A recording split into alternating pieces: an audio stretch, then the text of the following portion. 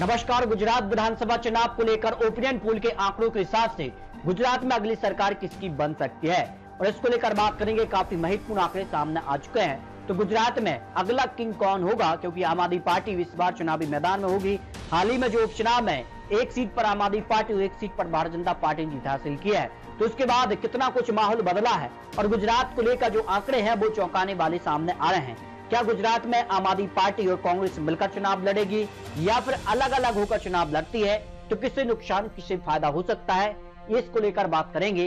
क्योंकि जिस कहा से यहाँ पर बड़े नेता भारतीय जनता पार्टी के यहाँ पर गुजरात से ही रहे हैं और ऐसे में गुजरात को लेकर काफी हलचल है। लंबे समय से भारतीय जनता पार्टी यहाँ की सरकार में है और पहले प्रधानमंत्री मोदी जी यहाँ के मुख्यमंत्री भी रह चुके हैं। तो ऐसे में क्या यहाँ पर कुछ बड़ा उलटफेर होगा या फिर भारतीय जनता पार्टी का कमल खिलेगा, इसको लेकर गुजरात का रण इस बार आम आदमी पार्टी चुनावी मैदान में होगी।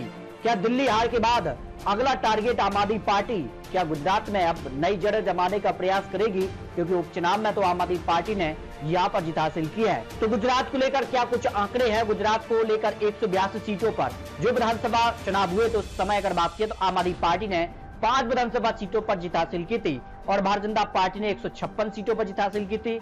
निर्दलीय ने 3 सीटें, कांग्रेस पार्टी ने 17 सीटें हासिल की थी और समाजवादी पार्टी को 1 सीट मिली थी कुल 182 सीटों को लेकर। लेकिन लगातार कांग्रेस की स्थिति जो है गुजरात के अंदर कमजोर हुई है। तो क्या आम आदमी पार्टी की तरफ यहाँ वोट जो है शिफ्ट हो रहा है, लेकिन कई राज्यों में कांग्रेस ने भी यहाँ पर वापसी की है। तो क्या गुजरात में सरकार बनाने के आंकड़े तक कौन पहुंच सकता है, इसको लेकर ओपिनियन पोल के आंकड़े क्या कहते हैं। तो गुजरात को लेकर बात किया तो अहमदाबाद की 21 विधानसभा सीटों पर आम आदमी पार्टी को 2 सीटें मिल सकती हैं या भारतीय जनता पार्टी को 13 सीटें, कांग्रेस पार्टी को 5 और अन्य पार्टी को 1 सीट मिल सकती है। आपको बता दें कि आम आदमी पार्टी और कांग्रेस अलग अलग होकर चुनाव लड़ती है, तब ये आंकड़े हैं। लेकिन गठबंधन में अगर चुनाव लड़ते हैं तो क्या आंकड़ा बन सकता है, इसको लेकर भी बात करेंगे। सुरेंद्रनगर की 5 सीटों को लेकर बात किया तो आम आदमी पार्टी को 0 सीट, भारतीय जनता पार्टी को 4 सीटें मिल सकती हैं, कांग्रेस पार्टी को यहाँ पर 1 सीट मिल सकती है।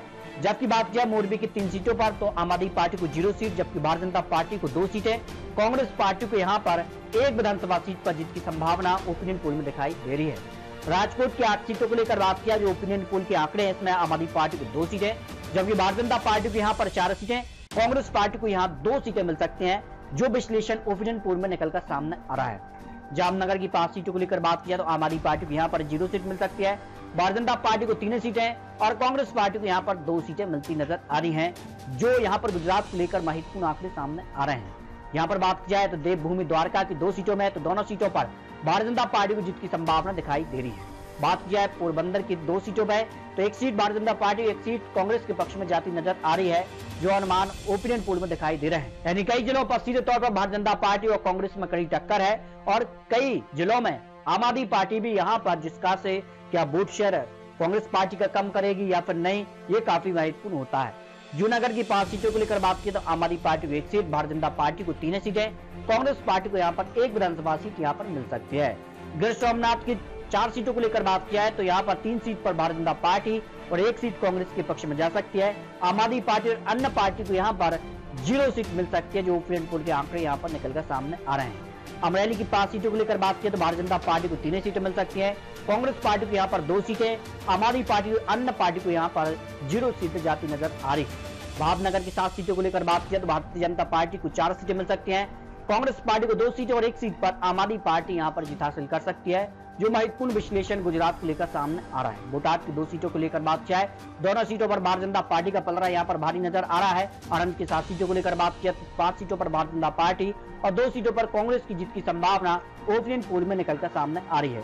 कैराला की 7 सीटों को लेकर बात की तो आम आदमी पार्टी को 1 सीट, भारतीय जनता पार्टी को यहाँ पर 5 सीटें, कांग्रेस पार्टी को यहाँ पर 1 सीट मिल सकती है, जो महत्वपूर्ण आंकड़े ओपिनियन पोल में निकलकर सामने आ रहे हैं। जबकि महसागर की 2 सीटों को लेकर बात किया, दोनों सीटों पर भारतीय जनता पार्टी की जीत की संभावना दिखाई दे रही है। जबकि बात किया पंचमहल की तो 5 सीटों में से भारतीय जनता पार्टी को यहाँ 2 सीटें, आम आदमी पार्टी को 1 सीट, कांग्रेस पार्टी को यहाँ पर 2 सीटें मिल सकती हैं, जो महत्वपूर्ण आंकड़े यहाँ पर गुजरात को लेकर सामने आ रहे हैं। दाहोद की 6 सीटों को लेकर बात किया तो आम आदमी पार्टी को 0 सीट, जबकि भारतीय जनता पार्टी 5 विधानसभा सीटों पर जीत हासिल कर सकती है, 1 सीट पर कांग्रेस की जीत की संभावना यहाँ दिखाई दे रही है।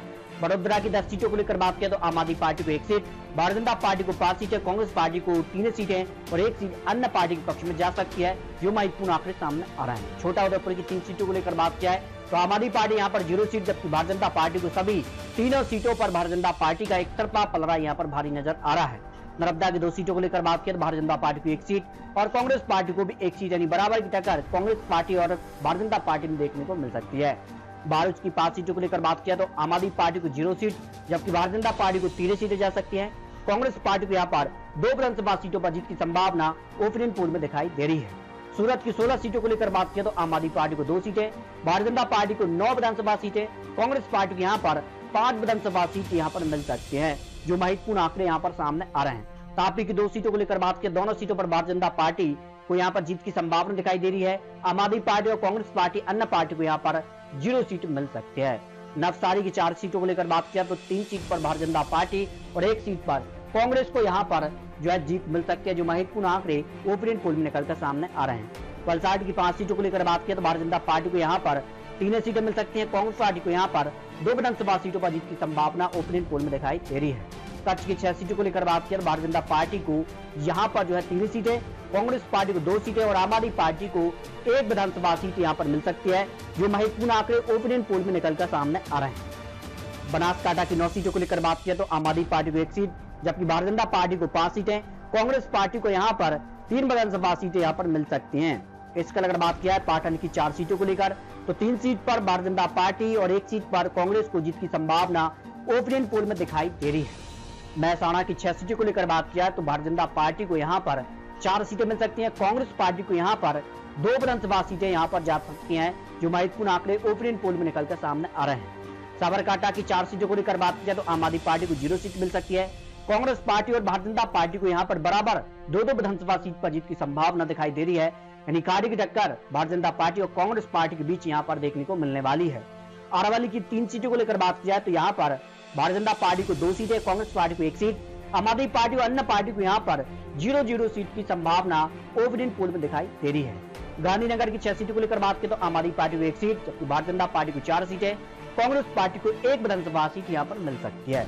तो इस तरह से अगर बात की गुजरात की 182 सीटों का जो महत्वपूर्ण आंकड़े सामने आ रहे हैं, इन आंकड़ों के आधार पर कह सकती आम आदमी पार्टी और कांग्रेस पार्टी अलग अलग चुनावी मैदान में होगी, जिसका सीधा फायदा भारतीय जनता पार्टी को यहाँ पर गुजरात में देखने को मिल रहा है। अगर आम आदमी पार्टी कांग्रेस मिलकर गुजरात चुनाव लड़ती है तो ये आंकड़े बदल सकते हैं। अगर अलग अलग चुनाव लड़ते हैं तो आम आदमी पार्टी को 14 सीटें मिल सकती हैं, भारतीय जनता पार्टी एक बार विधानसभा चुनाव में सरकार बनाने के आंकड़े की पार जाती नजर आ रही है। 115 सीटें भारतीय जनता पार्टी को मिल सकती हैं, कांग्रेस पार्टी का आंकड़ा बढ़ रहा है, करीब 51 सीटें कांग्रेस को, अन्य पार्टी को 2 सीटें जा सकती हैं। तो सवाल है कि कांग्रेस पार्टी और आम आदमी पार्टी क्या मिलकर चुनाव लड़ते हैं, ये महत्वपूर्ण हो जाता है गुजरात को लेकर। फिलहाल आपको बता दें कि ये चुनावी आंकड़े, चुनावी अनुमान सामने आ रहे हैं, लेकिन गुजरात को लेकर आपको क्या लगता है, गुजरात में अगली सरकार क्या फिर भारतीय जनता पार्टी की बनने जा रही है या फिर बदलाव यहाँ पर देखने को मिलेगा? आम आदमी पार्टी और कांग्रेस को लेकर भी आप रख सकते हैं। मिलते हैं और लेटेस्ट और महत्वपूर्ण विश्लेषण के साथ, तब तक जय हिंद, जय भारत।